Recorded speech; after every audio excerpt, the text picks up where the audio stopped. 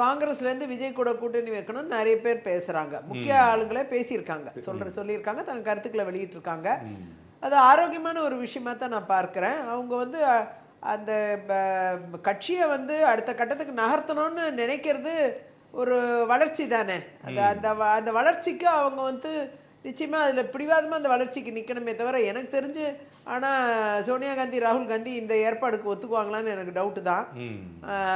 அவங்க வந்து எப்பயுமே திமுக கூட பயணிக்கிறத பற்றி ஆலோசிக்கக்கூடிய ஆட்கள். அதே மாதிரி இது திமுக எப்பயுமே ஒட்டுண்ணி மாதிரி காங்கிரஸை விடவே மாட்டாங்க.